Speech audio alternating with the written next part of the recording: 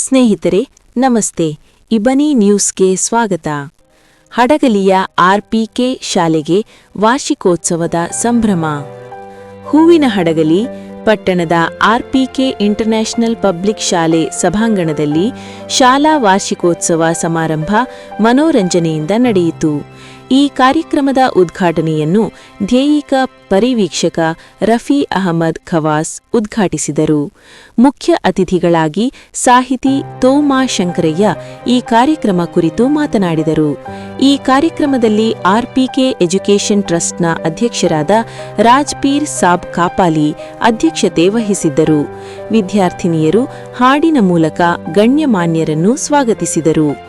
ಶಾಲೆಯ ಪ್ರಾಂಶುಪಾಲರಾದ ಹುಸೇನ್ ಮಿಯಾ ಕಾಪಾಲಿಯವರು ವಾರ್ಷಿಕ ವರದಿ ವಾಚಿಸಿ ಅತಿಥಿ ಮಹೋದಯರನ್ನು ಸನ್ಮಾನಿಸಿ ಗೌರವಿಸಿದರು. ಶಿಕ್ಷಕಿ ವಿದ್ಯಾ ಅವರು ಪ್ರಾರ್ಥಿಸಿದರು. ಉಪಮುಖ್ಯ ಶಿಕ್ಷಕಿ ಆಫಿಯೆ ಕೆ ಅವರು ಕಾರ್ಯಕ್ರಮ ನಿರೂಪಿಸಿದರು.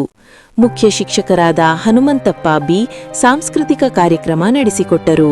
ಈ ಕಾರ್ಯಕ್ರಮದಲ್ಲಿ ಪತ್ರಕರ್ತರಾದ ವೀರೇಶ ಕಲ್ಮಠ, ಪರಶುರಾಮಪ್ಪ ಹಾಗೂ ಟ್ರಸ್ಟ್ನ ಉಪಾಧ್ಯಕ್ಷರಾದ ಖಾಜಾ ಬನ್ನಿ, ಸಹಶಿಕ್ಷಕರಾದ ನಮ್ರತಾ, ಪವಿತ್ರ, ವೈಮುನ್ನ, ವಿದ್ಯಾ, ನೇತ್ರ, ರೇಷ್ಮಾ, ರೇಖಾ ಮತ್ತಿತರ ಬೋಧಕೇತರ ಸಿಬ್ಬಂದಿ ವರ್ಗ ಹಾಗೂ ವಿದ್ಯಾರ್ಥಿಗಳಿದ್ದರು.